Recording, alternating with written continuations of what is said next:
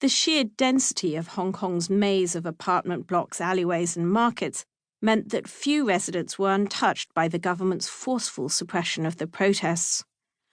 Almost 90% of the population had been tear-gassed. It could happen while you waited for a late-night snack of fishball noodles, on a Sunday afternoon stroll along the waterfront, or even while sitting at home, as stinging clouds drifted up from the street, leaching through window frames and air conditioning vents. 1/3 of Hong Kong residents showed signs of post-traumatic stress disorder. It sometimes felt like the government was at war with its people. It felt personal, too. The issue of belonging has always been a complicated one for me, as a half-English, half-Chinese person who was born in England but brought up in Hong Kong. My family had moved to Hong Kong when I was 5, so that my Singaporean father could take up a civil service job. So while I'm not a native Hong Konger, I was made by Hong Kong. I was shaped by Hong Kong values, in particular a respect for grinding hard work and stubborn determination. Hong Kongers called it Lion Rock spirit, after a popular television series about a squatter colony living at the foot of a local landmark, a small mountain topped by a rocky formation resembling a Chinese lion crouching down, poised to leap. To me, Lion Rock spirit translated into a willingness to fight to protect my values, no matter how powerful the opponent.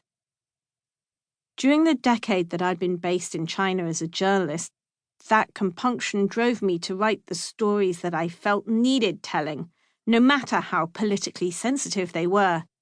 It prompted me to leave Beijing in order to write a book about the Communist Party's bloody suppression of the 1989 protest movement in China, and how it had managed to excise those killings from the collective memory. I knew the book would prevent me from returning to China for many years, but I also knew it was a story that should be told. In journalistic terms, protest movements were my bailiwick, but I never, in my wildest dreams, imagined one would so thoroughly engulf my beloved hometown. Once it did, there was no question in my mind that I had to cover it. I was already living in Hong Kong on research leave from my job teaching journalism in Melbourne when the protests broke out.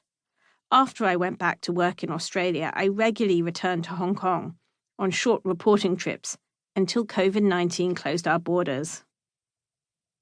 How to practice ethical journalism under the circumstances? Until this point, I'd unquestioningly followed the accepted journalistic practice of trying to remove myself from the story as far as possible. But could I remove myself from the picture when the picture was already part of me? I've been grappling with this for months without any clear answer. That day, on the rooftop, the question answered itself. I knew all the reasons why I should stay sitting on the sidelines, but I also knew that I wasn't going to. Driven by gut instinct, I stood up and walked over to take a paint pot for myself. I knew I was crossing a line from neutral reporter to voluntary participant in an act of protest, and that in doing so I was violating the cardinal tenet on which I'd based a quarter-century of journalistic endeavour.